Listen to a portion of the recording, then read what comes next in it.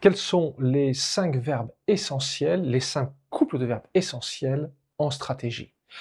Dans ce nouveau format inédit, je vous propose avec Pauline et Marc, mes IA via cette vieille radio, de vous présenter ce travail de fond réalisé au cours des derniers jours. Bonne découverte.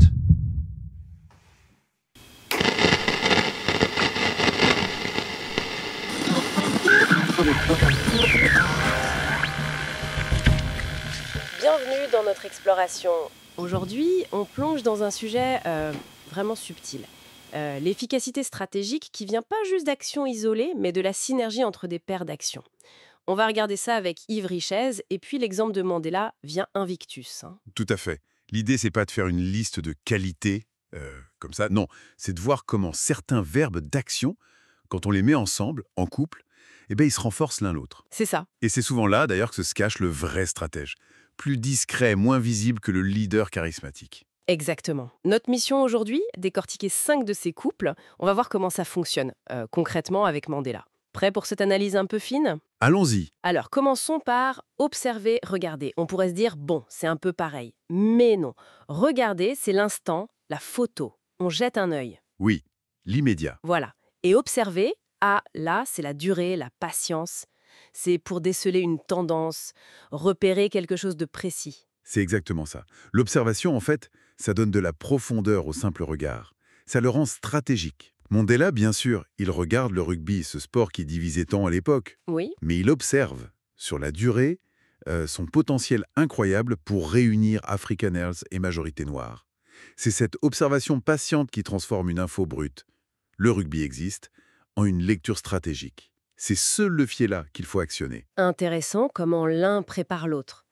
Et ça nous amène au deuxième couple, détecter, discerner. Détecter, bon, c'est comme un radar, non ? Ça capte un signal, peut-être faible, un truc caché. C'est ça? On repère une fumée au loin, par exemple. Voilà. Mais discerner, là c'est l'étape d'après. C'est analyser ce signal. Cette fumée, c'est un simple barbecue ou c'est un début d'incendie? Mandela, il détecte le rugby comme un outil potentiel, parmi d'autres peut-être. D'accord. Mais son discernement, c'est de comprendre que ce sport, lui, spécifiquement, va toucher la corde sensible des Afrikaners bien mieux qu'autre chose.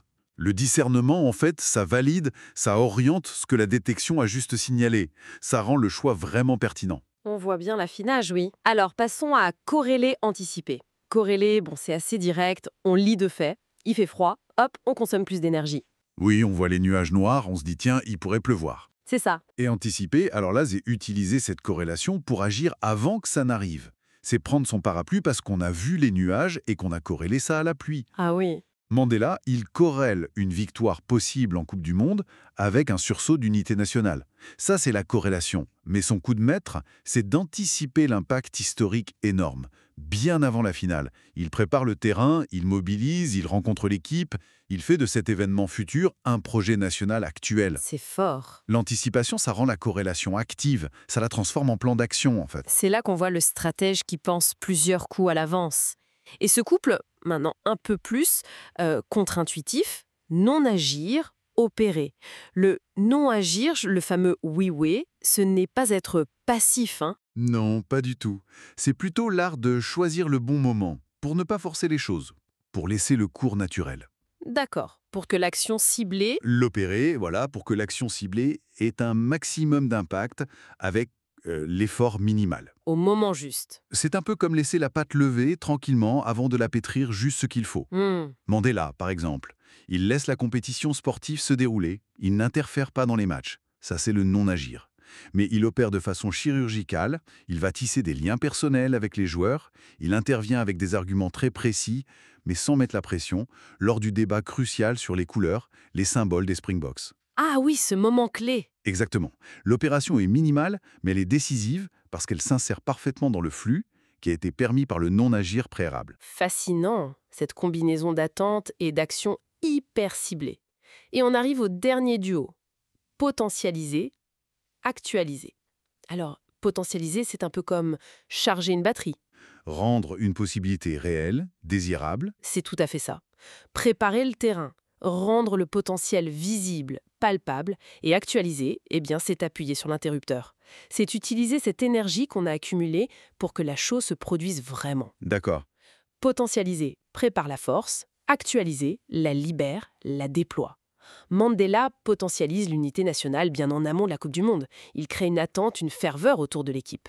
Il charge la batterie en quelque sorte. Exactement. Puis, une fois la victoire acquise, il actualise ce potentiel. Il transforme cette émotion collective immense en un message politique très clair, unité, reconstruction. La potentialisation a rendu l'actualisation beaucoup plus puissante et sécurisée. Franchement, quand on voit comment ces pairs s'enchaînent et s'amplifient chez Mandela, ça donne presque envie de demander à Yves Richet, s'il était là. Alors Yves, comment vous décririez cette mécanique incroyable où chaque action semble préparer et démultiplier la suivante?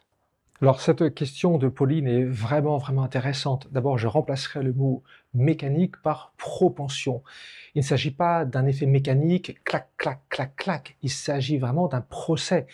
C'est-à-dire que la stratégie de Nelson Mandela a été de s'inscrire dans un procès d'un effet de propension, un petit peu comme la mer qui monte, qui envahit tout. On ne peut pas le localiser dans un point isolé, mais on va soudain constater que la mer est partout. C'est ici un aspect fondamental de ces 5 couples de verbes, c'est-à-dire comment les uns viennent enrichir les autres pour entraîner un effet de propension qui fait qu'à un moment donné, on constate. C'est presque soudain et pourtant, c'est déjà en cours depuis un moment. Voilà ce que je pourrais dire à Pauline. C'est vraiment ça, le point clé qui ressort. La puissance stratégique, elle ne vient pas tant des verbes isolés, des actions elles-mêmes, que de leur interaction dynamique. C'est ça le truc.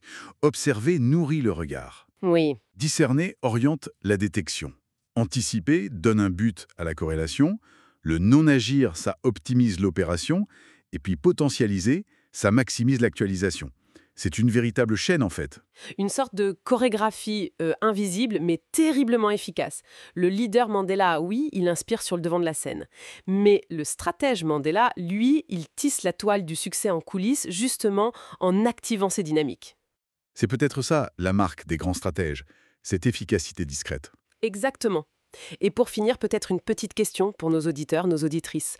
Au-delà de ces 5 paires qu'on a vues, quelles autres dynamiques comme ça d'actions complémentaires pourraient, discrètement mais sûrement, structurer une stratégie efficace dans un tout autre contexte? Peut-être personnel, professionnel. Sur quoi on pourrait s'appuyer pour agir plus juste?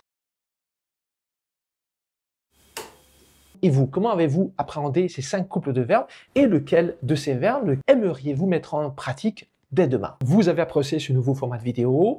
Si oui, eh bien mettez un pouce bleu, surtout mettez un commentaire, c'est pas grand chose, mais ça me donne aussi un retour efficace sur le fait que vous avez apprécié la vidéo, vous aimez ce que vous y trouvez et que je continue à aller dans ce sens-là. Je vous invite à vous inscrire à mon module Ars Verbiboni, il est gratuit et je vous offre en cadeau 2-3 tests réalisés avec Pauline et Marc que j'ai fait le choix de ne pas garder mais qui vous offrent quand même de la matière avec quelques petites imperfections mais rien de très ennuyeux, rien qui ne vous empêche de bien appréhender le message en arrière-plan.